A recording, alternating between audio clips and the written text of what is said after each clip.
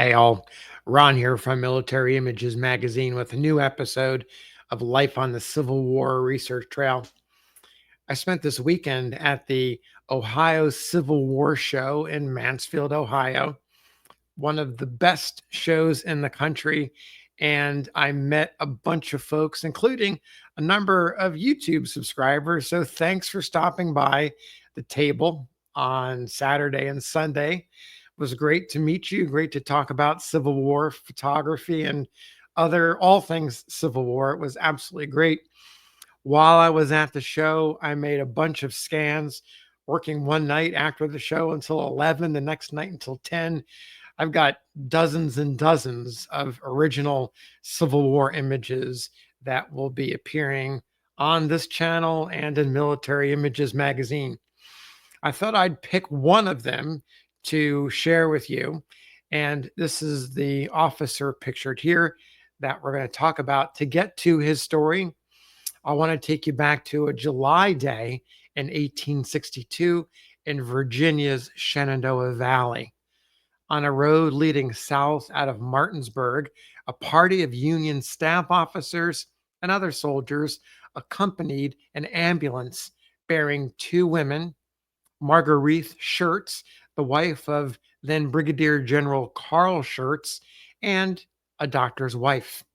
The group was on its way to visit General Schurz's headquarters, was located in a cottage on farmland near Middletown, about 60 miles or so distant as measured by Margarethe. Along the way, they passed through Winchester. One of the Union officers leading the party is pictured here. He's Captain Frederick Fritz Tiedemann. He served as an assistant adjutant general of Schurz's division. That was his highest rank.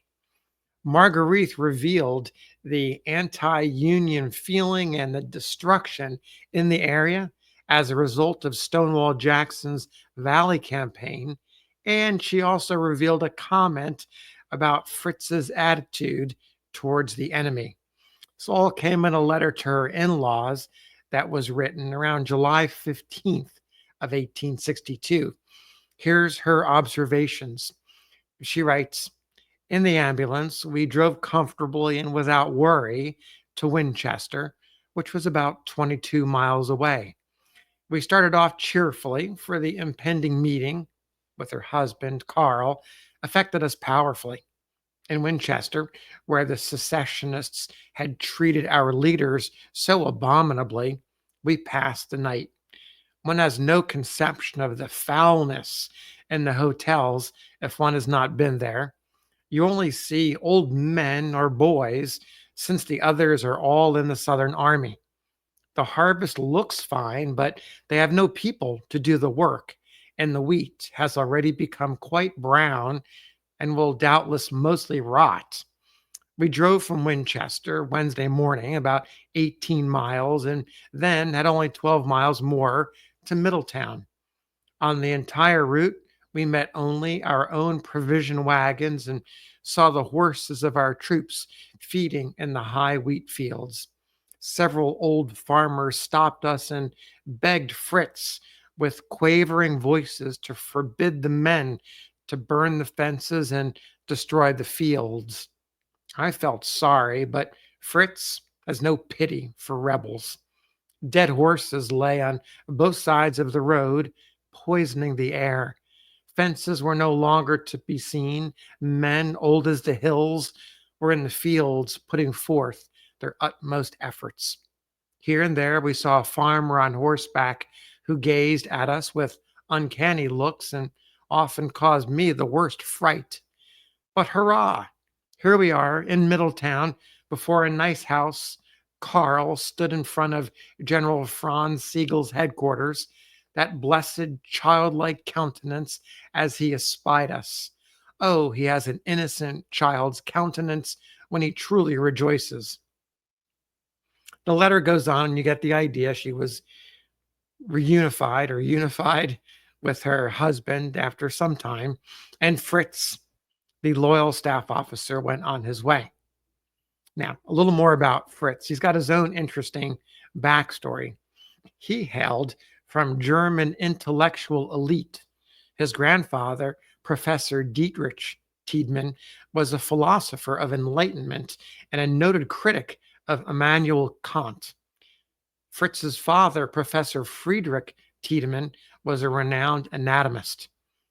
The family fled Germany for a first time around 1840 or so, traveling to Illinois. There's our Midwestern connection to the Ohio show.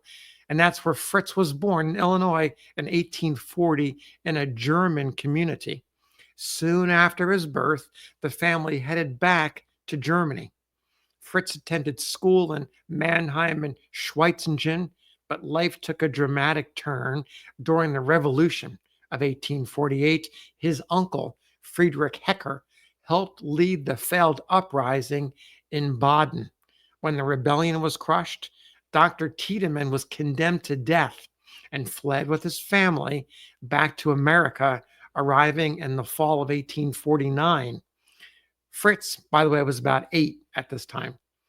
In their new American life, or their new again American life, the Tiedemans settled into, this time, a German speaking community in Philadelphia, not Illinois. Fritz attended the Buttonwood Street School. Age 14, he was working as an errand boy in a bookstore, and then he moved on to a commission house. He was good with numbers and eventually became a bookkeeper for an importer of woolen goods.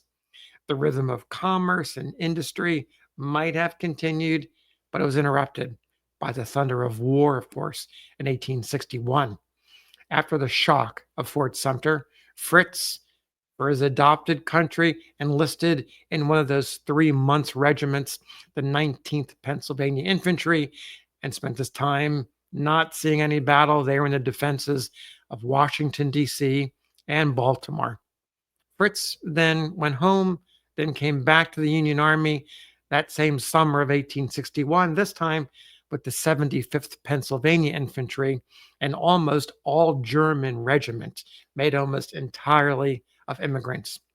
Commanding the Germans was Colonel Henry Bolin. He had immigrated to the United States back in the 1830s and had fought in the Mexican War for the U.S. and then became something of a merchant soldier, fighting in the Crimean War for the French, and then coming back to his adopted country. Fritz served as quartermaster sergeant of Bolin's 75th Pennsylvania, and then went on to become first lieutenant and adjutant of the 75th before the end of 1861. So a young man at 22, he's already adjutant and a first lieutenant. The next year, 62, during Jackson's Valley campaign, Fritz suffered a tragic loss. His brother, Joseph, who was a sergeant in the same regiment, drowned with about 50 other comrades when their rickety boat capsized while attempting a crossing of the Shenandoah River. Fritz took a short break to grieve with his family and then returned to the regiment and received an appointment as an aide to, of course, General Schurz, Karl Schurz. Fritz served in this capacity when he escorted Margarethe Schurz to visit her husband in camp. During the months that followed, Fritz participated in some of the fiercest engagements of the campaigns in the Shenandoah Valley, Cedar Mountain, a brisk skirmish at Freeman's Ford, where Bolin, now Brigadier General, was shot and killed about 5 paces away from Fritz. Fritz then went on to Second Bull Run and Chantilly. He briefly commanded the 75th following Second Bull Run, carrying the nominal rank of major. And then at Fredericksburg and Chancellorsville and Gettysburg, he served as acting assistant adjutant general for 3rd Division of the 11th Corps.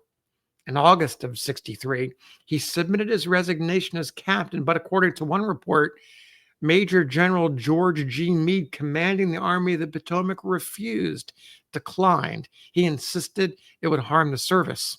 Only after a second request, following a short leave, was Fritz's resignation accepted.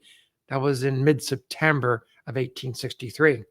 By then, Fritz had earned high praise from a number of generals, including, of course, Schurz, his superior. Franz Siegel, Oliver Otis Howard, who headed up the 11th Corps, and others. Fritz went back to Philadelphia in 63, returned to his business as a wool importer. In 1868, he opened his own business, becoming Philadelphia's only direct importer of woolens from Germany. He also worked out of New York City, where he tragically died of peritonitis in 1887 at age 47. He left behind a wife, Mary, and 5 young children, 2 boys and 3 girls. His youngest boy was named in memory of the general he served during the war, Karl Schurz. So thanks for listening.